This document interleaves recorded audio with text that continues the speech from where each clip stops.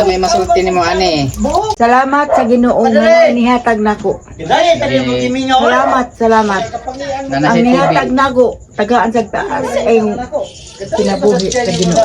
Kay naluoy, maluluyon na tao, malayon na babae.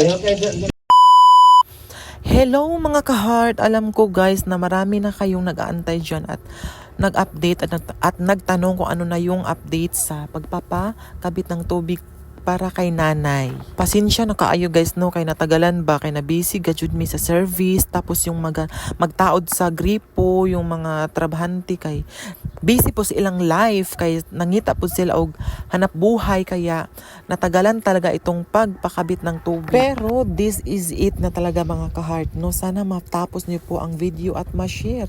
At hindi ka pa naka-follow sa aming Facebook page, mag-follow ka na dyan. At don't forget to subscribe sa aming YouTube channel at follow sa aming TikTok account. Pero bago ang lahat, magpasalamat muna tayo kay Madam Bisaya Tagabukid kasi siya po yung umako lahat ng gastusin para magpakabit ng tubig. Kasi no, nag-upload ako ng video para meron kaming international picky battle na for ACOS. Nakita niya po yung video na yon, pero nag-PM siya sa akin. Sabi niya siya na daw yung aako lahat, siya na daw yung bahala lahat ng gastusin para magpakabit sa tubig kay nanay. Kaya malaking pasasalamat talaga namin kay Bisaya Tagabukid na sa tulong niya para kay nanay. Mabuti na lang din kasi andyan si Madam kasi nga natuloy ang aming piki, kaso nga lang nagka-problema ang aming kalaban. Hindi po makapag-live yung aming kalaban kasi na-suspended, kaya nag-suppler siya ng ikalaban namin kasi meron na nga schedule, kaso nga lang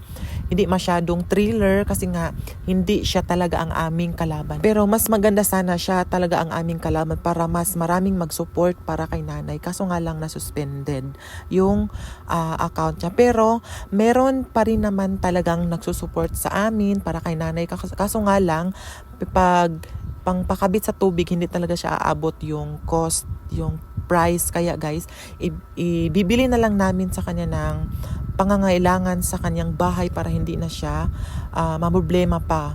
Uulitin ko guys, uulitin namin, pasensya na guys, medyo natagalan ang aming pag-upload at pag-update sa pagpakabit ng tubig kasi nga sobrang busy talaga aming life guys sa paghanap buhay namin. At maraming salamat ulit sa iyo Madam Bisaya Tagabukid at sa mga nag-support sa aming TikTok live. Maraming salamat na meron kayong napasaya at natulungan na tao guys. Maraming salamat talaga sa inyong pagtitiwala sa aming team. Love you langga. Maraming salamat.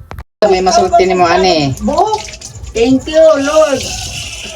Yato bang yan lang. Masa masulti ni mo? Salamat sa Ginoo nga nihatag nako. Salamat. Nana Ang si TV. nihatag nako tagaan sa taas ay yung kinabuhi sa Ginoo. Kay naluoy, maluluyon na tao, malayon na babae.